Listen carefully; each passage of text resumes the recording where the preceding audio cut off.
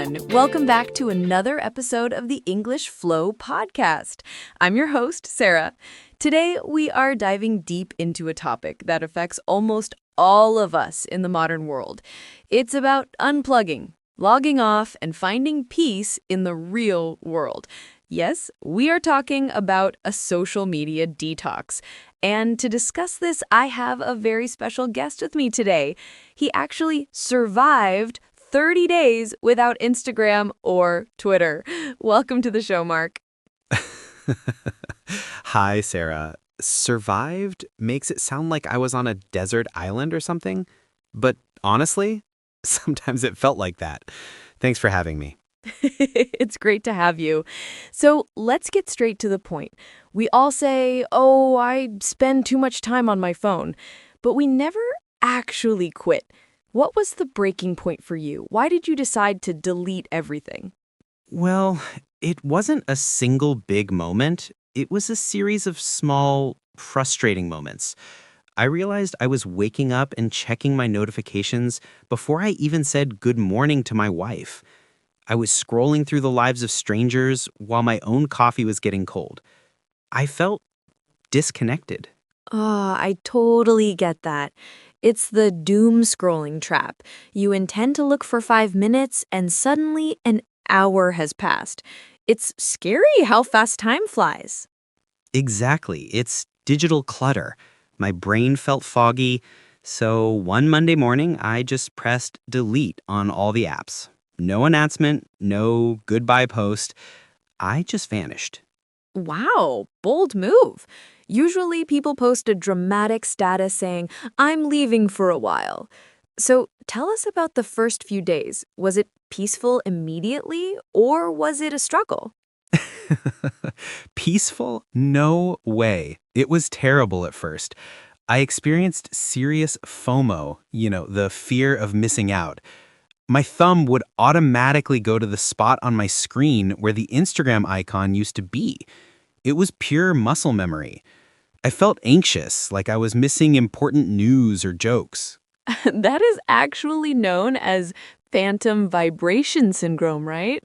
Thinking your phone is buzzing when it's not. So how long did that anxiety last? About 3 or 4 days. But after the first week, something amazing happened. The noise in my head just stopped.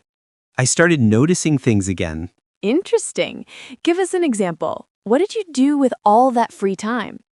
I started reading again. I finished 3 books in a month. But more importantly, when I went to a cafe, I just drank my coffee. I didn't take a picture of the latte art. I didn't worry about the lighting. I just tasted the coffee. It felt incredibly liberating.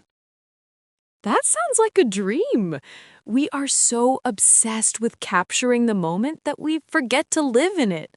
But Mark, let's be realistic. Is it possible to stay offline forever in 2024? What about work?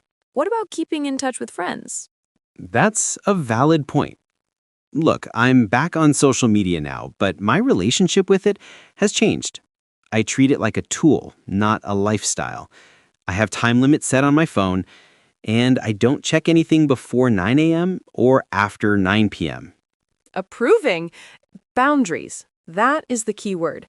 So, for our listeners who are feeling overwhelmed right now, what is your advice? Do they need to go cold turkey and delete everything like you did?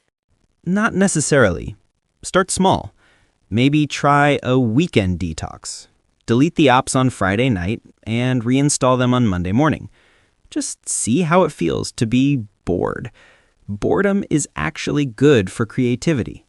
See how it feels to be bored. I love that. We are so afraid of silence that we fill it with noise. Mark, this has been truly inspiring. I think I might actually try leaving my phone in the other room tonight. You should.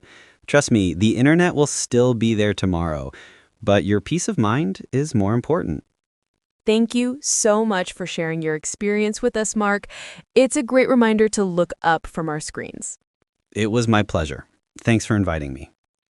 And thank you to all our listeners for tuning in. Remember, life is happening right now, not in your feed.